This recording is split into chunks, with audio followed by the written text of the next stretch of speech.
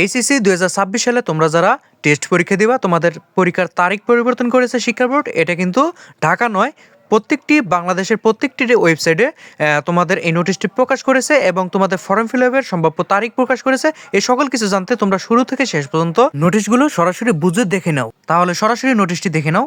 এখানে বলা হয়েছে যে মাধ্যমিক উচ্চ মাধ্যমিক শিক্ষা বোর্ড ঢাকা একটি নোটিশ তোমাদের দেখাচ্ছে, কিন্তু বাংলাদেশের প্রত্যেকটি ওয়েবসাইটে তোমাদের এটি জানানো হয়েছে। এখানে দেখো, তোমাদের বাড়তি কথা না বলে যে দেখো, এখানে 30/12/2025 এর প্রজ্ঞাপন অনুযায়ী, মানে এই যে তোমাদের টেস্ট পরীক্ষা হওয়ার কথা ছিল, এর মধ্যে এই টেস্ট পরীক্ষা কিন্তু তোমাদের ফেব্রুয়ারি মাসে শুরু হবে এবং এটি জানালো তারা। এবং নিচে দেখো 10/3/2026 মানে মার্চ মাসে এই তারিখটি, মানে এই ফলাফলটি প্রকাশ করা হবে, এই ফলাফলটি প্রকাশ করা হবে।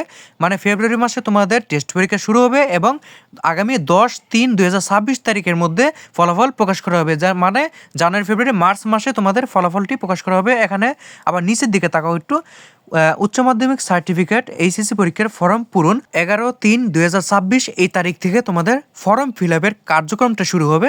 এখন দেখো, তোমাদের যেহেতু ফল প্রকাশ করা হবে নির্বাচনী পরীক্ষার 10 তারিখে, এবং 10 তারিখের পরের দিন অর্থাৎ 11 তারিখ থেকেই তোমাদের ফর্ম ফিল আপের যে একটা কার্যক্রম আছে সেটি শুরু হয়ে যাবে।